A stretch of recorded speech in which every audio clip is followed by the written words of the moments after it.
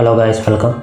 ഇന്നത്തെ വീഡിയോയിൽ നമ്മൾ കാലി ലിനക്സിൻ്റെ പാക്കേജ് മാനേജിങ് ടൂൾസായ APTനെയും dpkgനെയും പറ്റിയിട്ടാണ് ഡിസ്കസ് ചെയ്യാൻ പോകുന്നത്.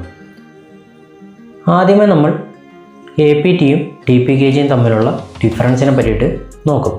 പിന്നെ നമ്മൾ എങ്ങനെയാണ് ഒരു പാക്കേജ് dpkg ഉപയോഗിച്ചും APT ഉപയോഗിച്ചും ഇൻസ്റ്റാൾ ആക്കുന്നത് എന്ന് നോക്കും.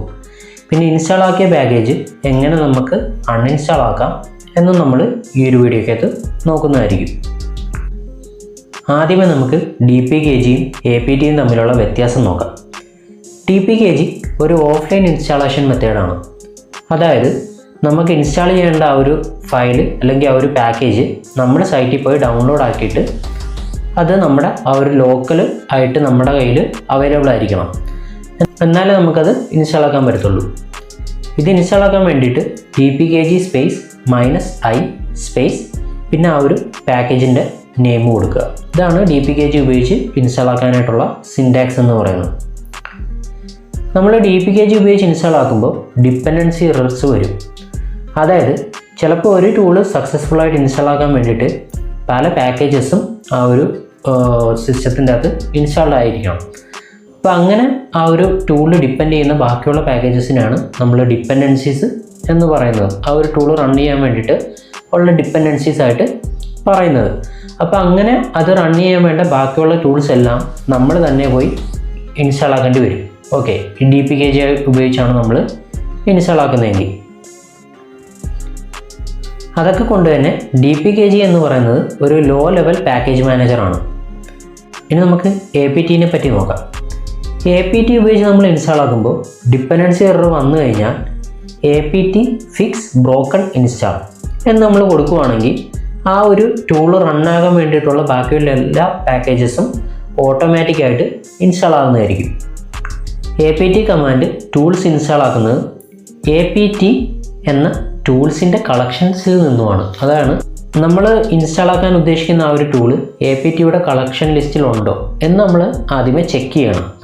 അതിനായിട്ട് നമുക്ക് APT സെർച്ച് പിന്നെ ആ ഒരു ടൂളിൻ്റെ നെയിം ഇങ്ങനെ നമ്മൾ കൊടുക്കുകയാണെങ്കിൽ ഒരു ലിസ്റ്റ് വരുന്നതായിരിക്കും. ആ ലിസ്റ്റിൻ്റെ അകത്ത് നമുക്ക് വേണ്ട ആ ഒരു ടൂളിൻ്റെ നെയിം ഉണ്ടോ എന്ന് നമ്മൾ നോക്കുക.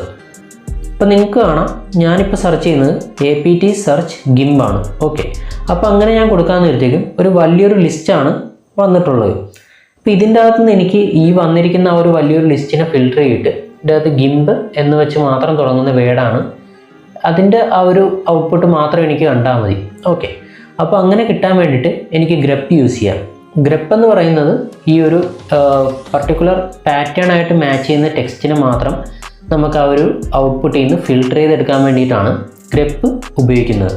ഓക്കെ, അപ്പോൾ നമ്മൾ APT സെർച്ച് ഗിം പിന്നെ പൈപ്പ് എന്നാണ് പറയുന്ന ആ ഒരു സിമ്പിളിന്, അതായത് ഇപ്പുറത്തെ ആ ഒരു APT സെർച്ച് ഗിംബ് എന്ന് പറയുന്നതിൻ്റെ ആ ഒരു ഔട്ട്പുട്ടിനെ രണ്ടാമത്തെ കമൻ്റ് ആയിട്ടുള്ള ഗ്രപ്പ് പിന്നെ ആ ഒരു അപ്പർ ആരോ ഗിംബ്. ഓക്കെ, അതിൽ അതും കൂടെ ചെയ്തിട്ട് ഫിൽട്ടർ ചെയ്ത് വേണം ആ ഒരു ഇതിൻ്റെ ഔട്ട്പുട്ട് വരാൻ എന്നാണ് ആ ഒരു പൈപ്പ് കൊണ്ട് നമ്മൾ ഉദ്ദേശിക്കുന്നത്. അപ്പോൾ ഇങ്ങനെ നമ്മൾ കൊടുത്തു കഴിഞ്ഞാൽ നമുക്ക് ആ ഒരു ഗിംബ് എന്ന് പറയുന്ന വേർഡ് സ്റ്റാർട്ട് ചെയ്യുന്ന മാത്രമേ ഔട്ട്പുട്ട് കാണിക്കത്തുള്ളൂ. ഗിംബ് APTയുടെ ടൂൾസിൻ്റെ കളക്ഷൻ ലിസ്റ്റിൻ്റെ അകത്ത് ഉണ്ട്. ഇനി നമുക്കത് ഇൻസ്റ്റാൾ ആക്കാൻ വേണ്ടിയിട്ട് നമുക്ക് APT ഇൻസ്റ്റാൾ ഗിംബ് എന്ന് കൊടുത്താൽ മതി. ഇനി ഇപ്പം നമ്മളിങ്ങനെ കൊടുക്കുമ്പോൾ നമുക്ക് ഡിപ്പെൻഡൻസി എറർ വരാൻ നേരത്തേക്കും ഈ ഒരു APT അഡ്വാൻസ്ഡ് പാക്കേജ് ടൂളാണ്. ഓക്കെ, അത് ഹൈ ലെവലായിട്ടുള്ള പാക്കേജ് ടൂൾ ആയതുകൊണ്ട് തന്നെ നമുക്ക് എന്താ ചെയ്യേണ്ടതെന്നുള്ളതിൻ്റെ ഒരു ക്ലൂ അത് തന്നെ കാണിക്കുന്നതായിരിക്കും. പിന്നെ അത് നിങ്ങൾക്ക് കാണാം, APT ഫിക്സ് ബ്രോക്കൺ ഇൻസ്റ്റാൾ എന്ന് കൊടുത്തു കഴിഞ്ഞാൽ നമുക്കിത് ഇൻസ്റ്റാൾ ആക്കാം, അതിൻ്റെ ഡിപ്പെൻഡൻസീസ് എല്ലാം ഇൻസ്റ്റാൾ ആക്കാം എന്ന് അവിടെ APT കാണിച്ചു തരുവാണ്. ഓക്കെ, അപ്പോൾ നമ്മൾ APT ഫിക്സ് ബ്രോക്കൺ ഇൻസ്റ്റാൾ എന്ന് കൊടുക്കുന്നു.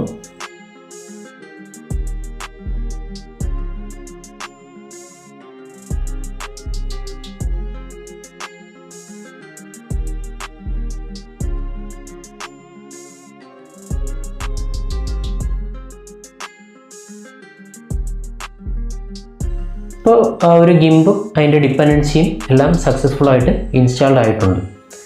നമ്മൾ dpkg ലിസ്റ്റ് എന്ന് കൊടുത്തു കഴിഞ്ഞാൽ നമ്മൾ ആ ഒരു സിസ്റ്റത്തിൻ്റെ അകത്ത് ഇൻസ്റ്റാൾഡ് ആയിട്ടുള്ള ആപ്സിൻ്റെ എല്ലാം ഒരു ലിസ്റ്റ് നമുക്ക് കാണാൻ പറ്റുന്നതായിരിക്കും. ഓക്കെ, അപ്പോൾ ഇങ്ങനെ നമ്മൾ കൊടുക്കുമ്പോൾ വരുന്ന ആ ഒരു വലിയൊരു ലിസ്റ്റിൻ്റെ അകത്ത് നിന്ന് നമുക്ക് ഗിംബ് ഉണ്ടോ എന്ന് നോക്കാൻ വേണ്ടിയിട്ട് നമുക്ക് ഗ്രപ്പ് യൂസ് ചെയ്ത് ഈ dpkg -- ലിസ്റ്റ് എന്ന് പറയുന്നതിനെ ഫിൽട്ടർ ചെയ്തെടുക്കുക.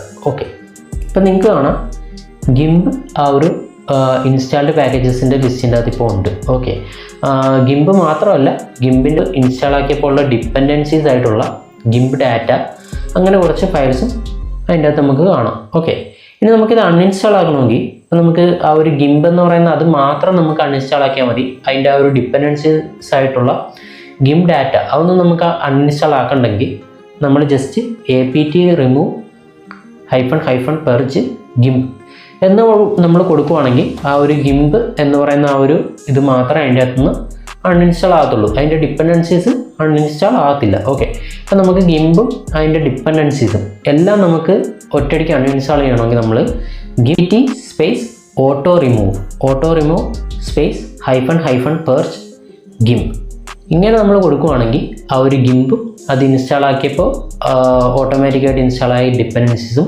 എല്ലാം റിമൂവ് ആകുന്നതായിരിക്കും. ഓക്കെ, അപ്പോൾ ഇത്രയാണ് ഞാൻ ഇന്നൊരു വീഡിയോയ്ക്കകത്ത് പറയാനായിട്ട് ഉദ്ദേശിച്ചത്. എങ്ങനെയാണ് നമ്മൾ aptയും dpkg ഉപയോഗിച്ചൊരു ഫയൽ ഇൻസ്റ്റാൾ ആക്കുന്നത്, എങ്ങനെ നമുക്ക് റിമൂവ് ആക്കാം. ഓക്കെ, അപ്പോൾ ഇത് ബേസിക് ആയിട്ടുള്ള കാര്യമാണ്, നിങ്ങൾ അറിഞ്ഞിരിക്കണം എന്നെനിക്ക് തോന്നിയുകൊണ്ടാണ് ഇന്നത്തെ വീഡിയോയ്ക്കകത്ത് പറഞ്ഞത്. എല്ലാവർക്കും വീഡിയോ ഇഷ്ടപ്പെട്ടെങ്കിൽ തീർച്ചയായിട്ടും ലൈക്ക് ചെയ്യുക, ഷെയർ ചെയ്യുക, സബ്സ്ക്രൈബ് ചെയ്യുക. അപ്പോൾ നമുക്ക് അടുത്തൊരു വീഡിയോയ്ക്കകത്ത് കാണാം.